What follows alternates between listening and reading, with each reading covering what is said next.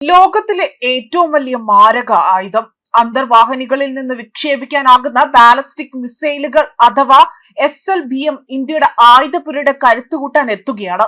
രാജ്യം പൂർണ്ണമായും തകർക്കപ്പെട്ടാൽ പോലും ആ രാജ്യത്തിന്റെ തിരിച്ചടി ആ കടലിനടിയിൽ നിന്ന് പോലും മിന്നൽ വേഗത്തിൽ തന്നെ പാഞ്ഞെത്താൻ ശേഷിയുള്ളവയാണ്. അദൃശ്യകരമായ വേട്ടക്കാരനെ പോലെ തന്നെ ഇവ പ്രവർത്തിക്കുമെന്നതാണ് വലിയ രീതിയിൽ അതിശയകരമായ മറ്റൊരു കാര്യം.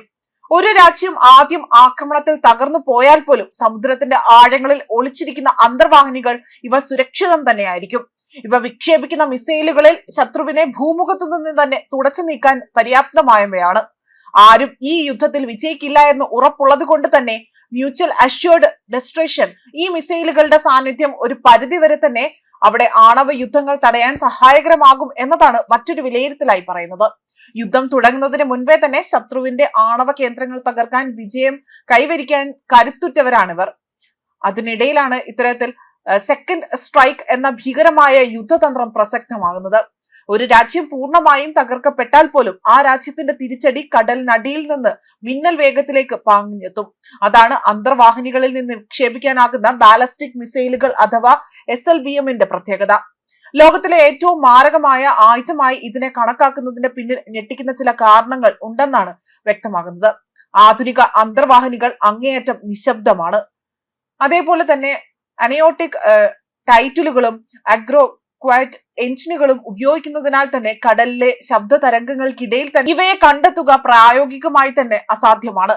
ശബ്ദം പുറത്തുവിടാത്ത ഈ സ്റ്റെൽത്ത് സാങ്കേതിക വിദ്യ അന്തർവാഹിനികളെ വലിയ രീതിയിൽ അജഞ്ചയമാക്കുകയും ചെയ്യുന്നു. ശത്രുവിന്റെ കണ്ണിൽ പെടാതെ തന്നെ ഏത് തീരത്തടുക്കുവാനും ഇവർക്ക് കഴിയും. അതേപോലെ തന്നെ ചില സാങ്കേതിക വിദ്യയാണ് ഇവയെ കൂടുതൽ ഭീകരമാക്കുന്നത്. ഒരൊറ്റ മിസൈല് അത് വിക്ഷേപിച്ചാൽ അതിൽ നിന്ന് 14 സ്വതന്ത്ര വാർ ഹെഡുകൾ വരെ ഇവർ പുറത്തുവരും. ഇവ 1500 കിലോമീറ്റർ അകലെയുള്ള വ്യത്യസ്ത നഗരങ്ങളിലോ അല്ലെങ്കിൽ സൈനിക കേന്ദ്രങ്ങളിലോ ഒരേ സമയം പതിക്കുകയും ചെയ്യും. ട്രെൻഡ് മിസൈലുകൾ ഇത്തരത്തിൽ 100 കണക്കിന് ലക്ഷ്യങ്ങളെ അവിടെ നിമിഷങ്ങൾക്കുള്ളിൽ തന്നെ ചാരമാക്കാൻ ശേഷിയുള്ളവയാണ്.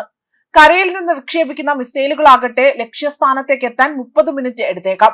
എന്നാൽ അന്തർവാഹിനികൾ ശത്രു രാജ്യത്തിന്റെ തീരത്തടുത്തുകൊണ്ട് ഒളിച്ചിരുന്നു കൊണ്ട് ആക്രമിക്കുന്നതിൽ വെറും 10 മുതൽ 14 മിനിറ്റുകൾക്കുള്ളിൽ തന്നെ പ്രഹരം ഏൽപ്പിക്കാൻ സാധിക്കുന്നവയാണ്. ഇത്രയും കുറഞ്ഞ സമയത്തിനുള്ളിൽ തന്നെ പ്രതിരോധ നടപടികൾ സ്വീകരിക്കുക എന്നത് ശത്രുവിന് അസാധ്യമാണ്. ഇന്ത്യയും ഈ കാര്യത്തിൽ ഒട്ടും പിന്നിലല്ല എന്നതാണ് മറ്റൊരു വസ്തുത. അതേപോലെ തന്നെ 3500 കിലോമീറ്റർ ദൂരപരിധിയുള്ള ഈ മിസൈൽ ഇന്ത്യയുടെ സെക്കൻഡ് സ്ട്രൈക്ക് ശേഷിക്ക് വൻ കരുത്താണ് നൽകുന്നത്.